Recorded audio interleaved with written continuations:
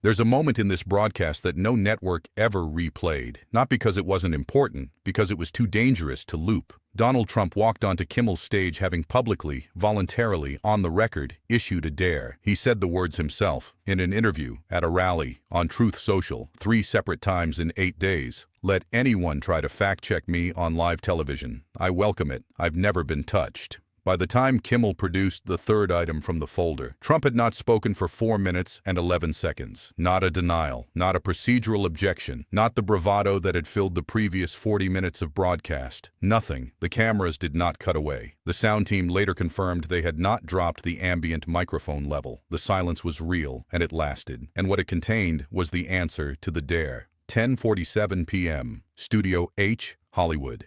The production staff at Jimmy Kimmel Live has a pre-show protocol that runs like clockwork. That night, it ran slower. The senior lighting director ran his board check twice. The floor director adjusted his headset at 10:31 and did not remove it for the next hour and 40 minutes. Jimmy Kimmel was at his desk before the warm-up comedian finished. He had 3 items arranged to the right of his water glass. He had his hands flat on the surface. He had the expression of a man who has made every decision there is to make and has arrived at the studio to execute them. 3 weeks earlier, in a segment aired on a conservative media network, Trump had fielded a question about late-night television. His answer had taken a specific direction. He said fact-checkers were frauds. He said the so-called media accountability complex was a performance operation dressed up as journalism. He said he had sat across from hosts, anchors, moderators, and reporters for 40 years, and not one of them had ever produced a fact he could not answer, a document he could not contextualize, or a claim he could not dismantle. He used the word welcome. He used it deliberately. Let Kimmel try, he said. I welcome it.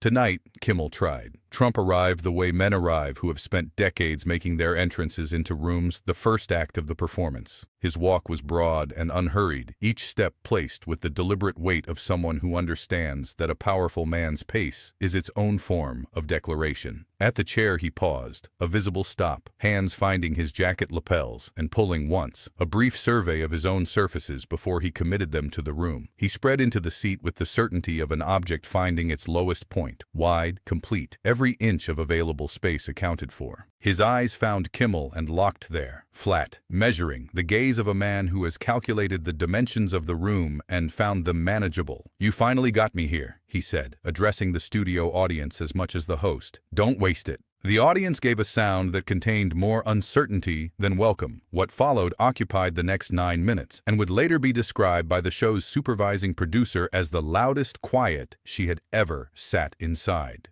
Trump built his attack in the sequence he preferred: ratings first, relevance second, personal third, power claim fourth, dismissal last. He told Kimmel the show was a footnote in a format that existed on borrowed time. He told him that without the content Trump's existence generated, late-night television collapsed to a scheduling gap between infomercials. He called Kimmel a man whose moment had crested and receded while he was busy confusing comfort with relevance. He arrived at the power claim with the ease of long use. He ran rooms, ran outcomes, had walked into every interview and every debate and every nationally broadcast confrontation in his career, and left having won every time, without exception, and any document or clip or allegation to the contrary was the product of a media apparatus that had been losing its war against him for a decade and had not yet accepted the outcome. He ended with the dismissal. You said you'd fact-check me, he said. Go ahead. I'm right here. A man in the 5th row turned his head toward his neighbor without speaking. Kimmel had not moved. He let the final sentence land and settle and remain. The silence ran for 4 seconds. 5. Long enough that the studio began to register it as a presence rather than a pause. When Kimmel spoke, his voice arrived lower than anything he had produced in the broadcast to that point. Not louder, lower. Deliberate, measured, with the pace of someone who is not managing a conversation but completing one. That was a performance, he said, and it was convincing, one beat. But performances end, and this conversation is just starting. He reached for the first item to the right of his water glass. Earlier that same afternoon, 2:14 p.m., 6 hours and 33 minutes before the taping, a production assistant had been dispatched to a forensic document authentication firm operating out of a building on Cahuenga. She returned with a sealed envelope. The floor director signed for it at 4:07. It was placed on the desk at 9:52 when the studio was empty. This is what it contained. The screen behind them changed. Video.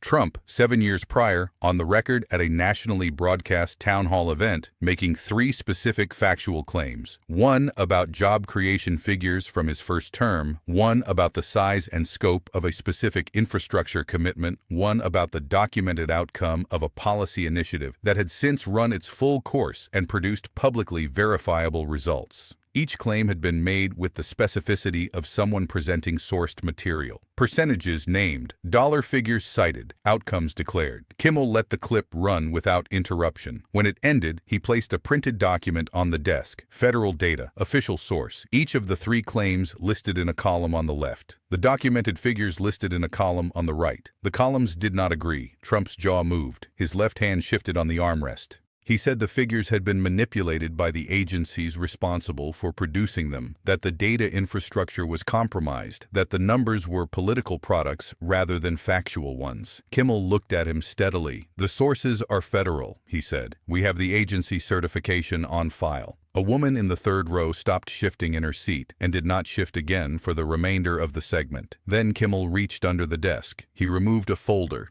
Heavy stock, tabbed, with a color-coded marker system visible along the right edge that the front rows could read as organized rather than decorative. He placed it on the desk and opened it without preamble. The first page was not a document, it was an index, a numbered list of 47 public statements, each with a date, a broadcast source, and a 3-column assessment. The claim is made, the documented reality, and the delta between them. 47 entries. Kimmel did not read them all, he read 6. He chose them methodically. Not the most dramatic, not the most recent, but the ones where the distance between column 1 and column 3 was the most precisely documented, where the paper trail was the cleanest, where the claim and the reality were separated not by interpretation, but by arithmetic. Trump interrupted 3 times during the reading. Each time Kimmel paused, waited for the interruption to finish, and continued from the exact word where he had stopped. The 3rd time he paused, the studio audience produced a sound. Not laughter, not commentary, simply the audible recognition of a pattern. Trump's hand moved toward the folder. Kimmel's came down flat on the cover. 14 more to go, he said. The camera caught the retraction of Trump's wrist. A man near the center of the studio put both hands over his face. 11:09 p.m. The screen displayed a timeline, not a graphic.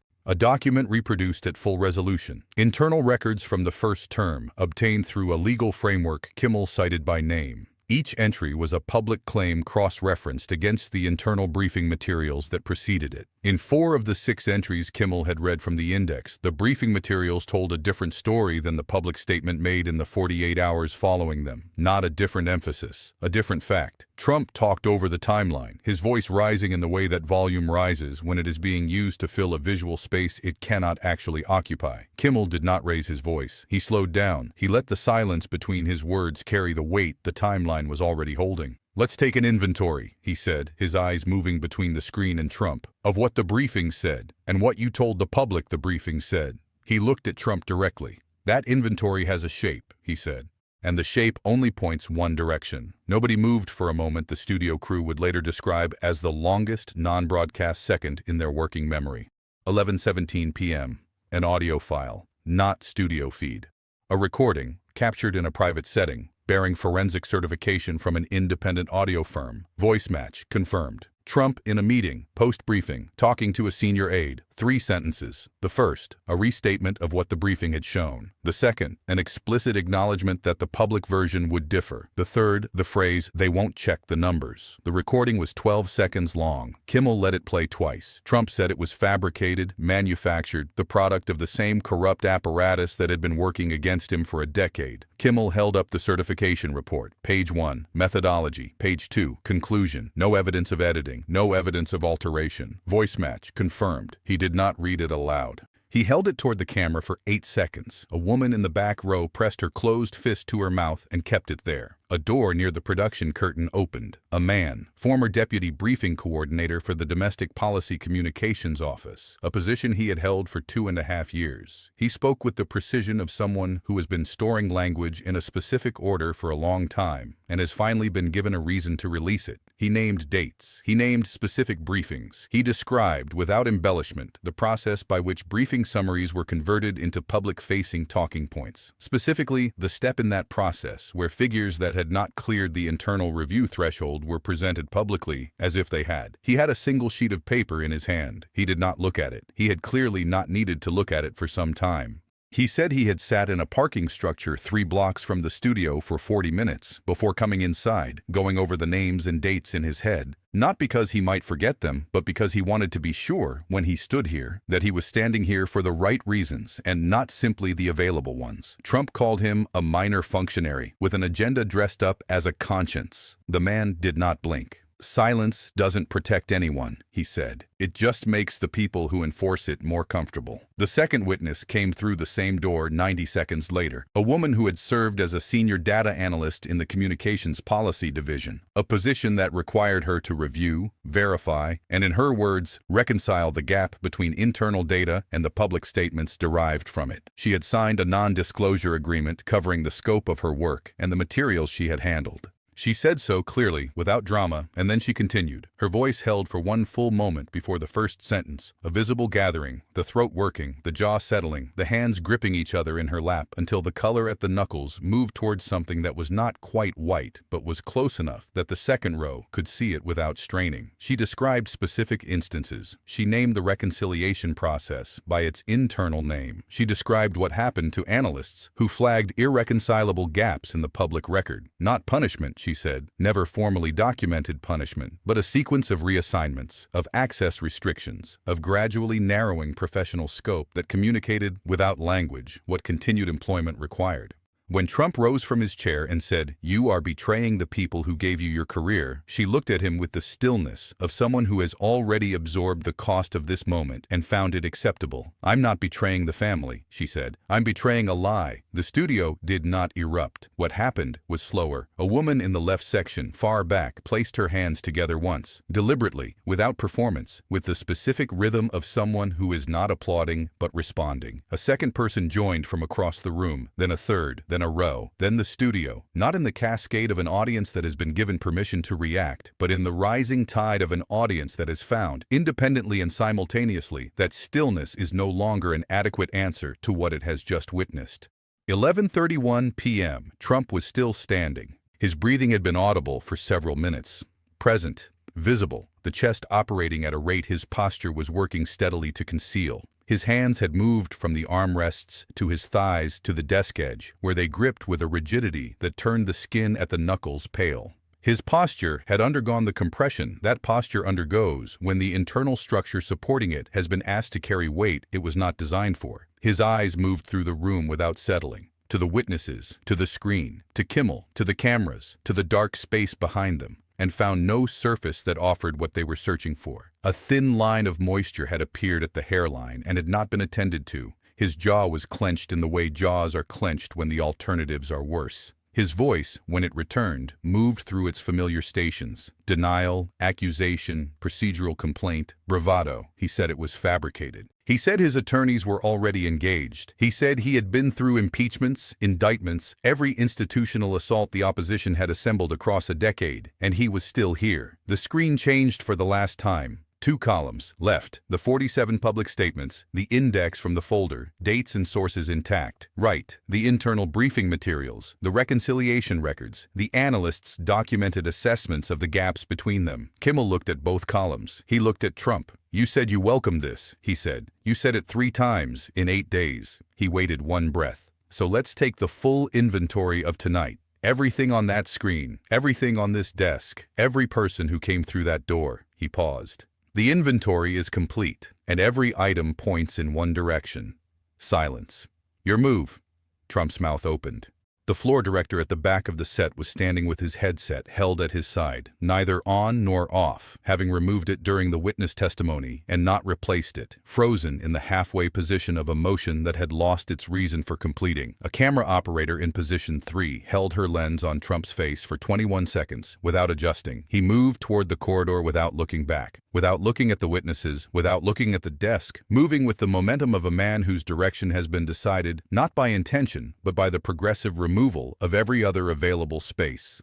11:44 p.m. First clip live. 11:58 p.m., segmented into 11 independent pieces across 6 platforms. Midnight, the 2-column screen, public statements against internal briefing records, reproduced on 3 network broadcasts without accompanying commentary, presented as its own sufficient argument. The inventory. The word itself became the segment title on 2 networks, displayed in standalone type over the frozen image of the 2-column screen. Trump's counterstatements arrived in sequence, measured, then longer, then louder, then operating in pure capitals with the desperation of a man who has discovered that volume in text functions differently than volume in a room. Each statement was screenshot and placed beside the specific clip it denied. Composed man on the left, escalating text on the right. The juxtaposition required no annotation. Forums cross-referenced the briefing dates, the analyst reassignment records, the NDA registration timestamps, the forensic audio certification chain. The promised lawsuits did not materialize. The official counter-documentation did not arrive.